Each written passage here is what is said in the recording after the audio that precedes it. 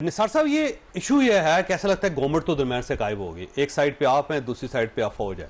तो क्या आप लड़ना चाहते हैं फौज के साथ? चौ साहब, हमारी क्या जसारत कि हम अपने अफवाज पाकिस्तान से लड़ें। हम तौबा करके ये बात कहते हैं कि वो हमारे माथे का झूमर है और हम अपने शहीदों का एहतराम करते हैं। हम समझते हैं कि उनकी हम औलादें हैं। ऐसी बात नहीं है।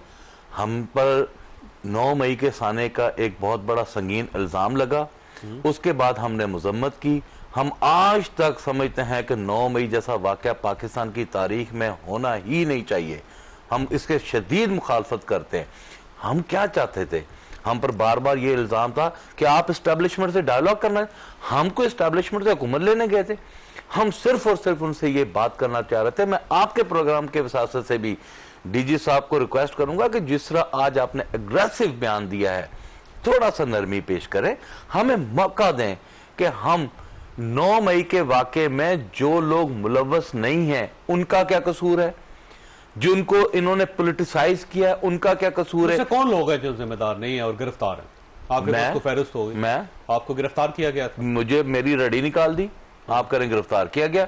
9 मई के वाक़े में मुझे FIR में डाला गया। मेन FIR में मेरा नाम ही नहीं है।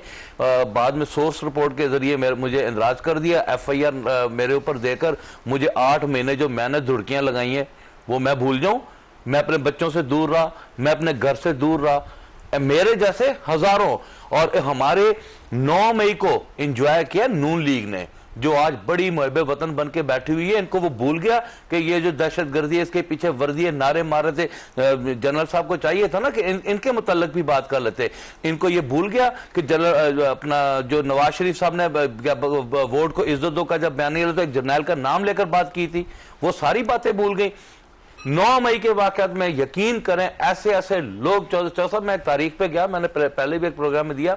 एक शख्स मुझे मिला, उसने कहा मैं रिक्शा चलाता हूं, मैं गलती से रिक्शा आ रहा था, यहां पर जुलूस निकला, मैं उसकी जद में आ गया, मैं गिरफ्तार हो गया। आज मैं 1 साल से ना मुझे मेरा रिक्शा मिल रहा है ना मुझे पता चल रहा है, और मैं जेल में हूं, मुझे रहा करवाएं। ऐसे ऐसे लोग इसकी जद में आ गए। यहां पर 9 मई की FIR देखा कि यार ये बंदा पॉलिटिकली एक्टिव है, इसके ऊपर इसको नामजद करो, इसको 9 मई में भगा दो। यहां पर जिन्होंने प्रेस कॉन्फ्रेंस की वो दूध के धुले निकल आए और उनको 9 मई माफ हो गई। अब देखिए, सारी चीजें आपकी दुरुस्त हो सकती है। मैं पहले तो कह रहा हूं, मैं ऑब्जेक्ट नहीं कर रहा आपका जो नैरेटिव है उस पर, लेकिन सवाल यह है कि जब आप घरों से निकलेंगे, जब आप कोर कमांडर के घर की तरफ जाएंगे, जब आप यादगारों की तरफ बढ़ेंगे, जब आप वहां पे अटैक करेंगे, जब आप नारे लगाएंगे, जब आपके लोग पकड़े जाएंगे और वो एतराफ़ करेंगे, फिर वो ट्विटर अकाउंट्स निकलेंगे, फिर व्हाट्सएप ग्रुप निकलेंगे, तो वहां पे फिर आपके पास कोई जवाब नहीं बचता। आप आज भी अपना ट्विटर अकाउंट, जो ऑफिशियल ट्विटर अकाउंट है, उसको देख लें। यानी उससे पहले जनरल नज़ीर भट्ट की यूनिफॉर्म में आपने लगा के तस्वीर, जो कुछ उनके साथ किया, जनरल आसम मुनीर का नाम अब आपने ट्विटर अकाउंट पे डाल रहे हैं ऑफिशियल पे। आज जो आप कुछ आपने DGISPR की यूनिफॉर्म के साथ तस्वीर लगा के जो कुछ किया, तो ये सीधी सीधी जंग लड़ना चाह रहे हैं। किसने? हमने तो किसी ने नहीं। सर, पाकिस्तान तहरीक इंसाफ का ऑफिशियल अकाउंट है। नहीं सब ना करे। पाकिस्तान तहरीक इंसाफ मुकम्मल तरीके डेमोक्रेटिक, मैं फिर ये कह रहा हूं, अपना ऑफिशियल अकाउंट देख लें आप। और उसमें अगर कोई ऐसी एक्टिविटी को, नेगेटिव एक्टिविटी को कर लेता है नहीं है, लेकिन ऑफिशियल अकाउंट अगर कोई ऐसा हो जाता है, देखें मेरी बात सुने, हम अगर आप चौ साहब हमें कोई मुल्क दुश्मन कहेगा ना, चाहे कोई हो, हम नहीं, हम खुदा की कसम मरना कबूल कर लेंगे, मौत कबूल कर लेंगे, ये तोहमत नहीं कबूल करेंगे। वैसे अली साहब, ये मेरा ख्याल पार्टी डिवाइडेड है और आप की तरफ से जो बयानिया आता है वो ब्लैंकेट होता है कि जी सारी पार्टी ऐसे, और सारे ही इंतशार फैलाने वाले हैं, सारे ही फिशार फैलाने वाले हैं, सब लोग एंटी पाकिस्तान हैं, सब लोग इस मुल्क को नुकसान पहुंचाना चाहते हैं। 2-4 लोग हो सकते हैं। देखिए, मैं आपसे एग्री करता हूँ। मेरी ज़ाती राय में इनकी पार्टी के अंदर 3 तरह के नासिर पाए जाते हैं। एक तो इनकी तरह मुहिब्बे वतन लोग हैं, और जो यकीनन मैं समझता हूं कि वो पाकिस्तान के मसाइल को हल करना चाहते हैं और अपने जिनके ये नुमाइंदे मुंतखब होके आए हैं, एक कंस्ट्रक्टिव सियासत चाहते हैं।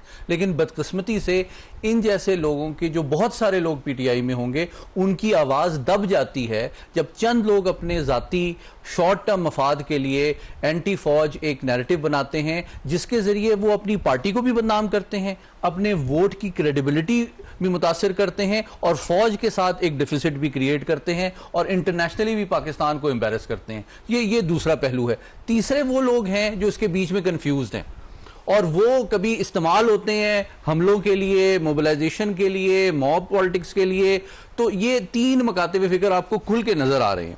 मैं इनको मेरी एक दोस्ताना सिंसियर मशवरा ये है कि इस पार्टी का मुस्तकबिल और रियासती इदारों के सामने इनके एतमाद की बहाली का दारोमदार इस बात पे है कि ये पाकिस्तान के नेशनल इंटरेस्ट और अपनी पार्टी के इंटरेस्ट में उन इंडिविजुअल्स जिनके बिहेवियर को ये ओन नहीं करते उनको आइडेंटिफाई करें और उनको जो है प्रोटेक्ट करना बंद करें और उनको इस वक्त अदालती कार्रवाई और आप ऑफिशियल पेज देख लें और तो मैं यही तो कह रहा हूं, तो वो अदालती कार्रवाई पे सियासी दबाव डालना बंद करें। जनरल नजीर भट्ट साहब जो है ना वो रिटायर हुए हैं और वो इस वक्त मैं जानता हूं चेयरमैन है वो उसके नैब के, तो उनके यूनिफॉर्म के अंदर तस्वीर लगाई जाती है जो ऊपर अभी जनाब वो ट्विटर का जो ट्रेंड चल रहा है वो मैं बयान नहीं कर सकता आपके सामने, लेकिन द पॉइंट इज यही तो मैं बात कर रहा हूं कि इनके जैसे देखें शरीफ नस्तालीक जो बयानिया है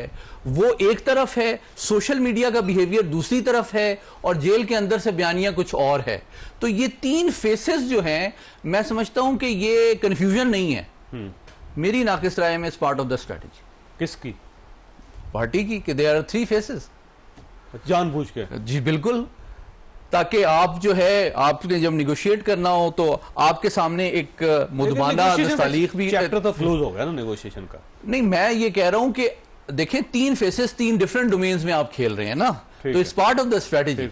एक छोटी सी ब्रेक लेनी है और ब्रेक के बाद निसार जट साहब आपके पास सवाल छोड़ के जा रहा हूं कि आखिर हल क्या है इस सारी सूरत हाल का। ब्रेक